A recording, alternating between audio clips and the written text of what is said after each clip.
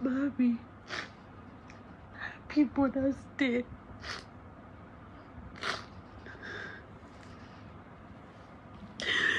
Mommy, kí ni mo ṣe?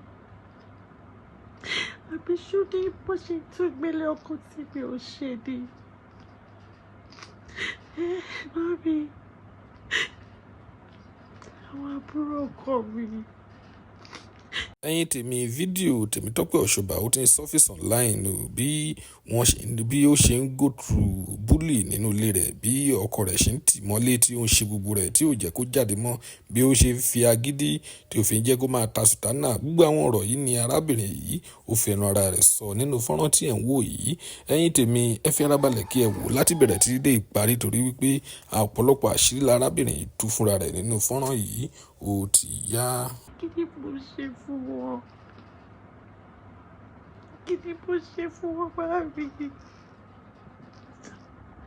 Kí ni mo ṣe? Wọ́n lé mi ní mo fàjà láàrin ọkọ mi àtàwọn àbúrò ẹ̀. Kò bẹ́ẹ̀ sí ju 4 years plus àbí 2 years tí mo ti dé bí báyìí.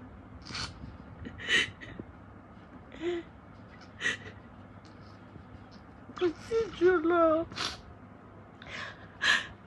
Àwọn ló bẹ̀rẹ̀ sí ní máa kọ́ bọ́ kó ṣe mí.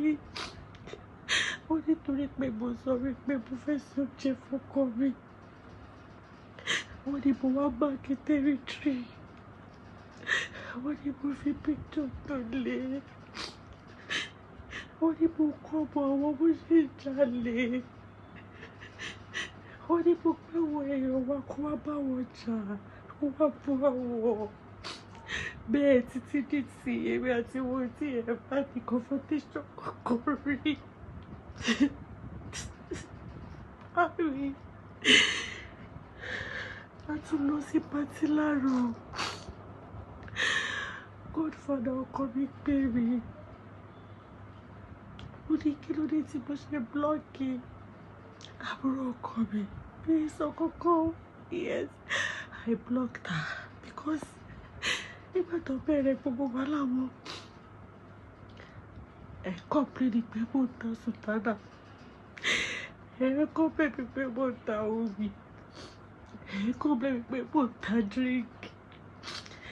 Bẹ́ẹ̀ mo wò pé kí n máa ṣàwọn ọkọ yìí láti fi support ọkọ mi, support ara mi because ìṣàlè jáde mọ́. Bí ìbálòbìnrin owó lọ́wọ́ àwọn èèyàn mọ́ bí ti tẹ́lẹ̀ because I'm already married. Mommy,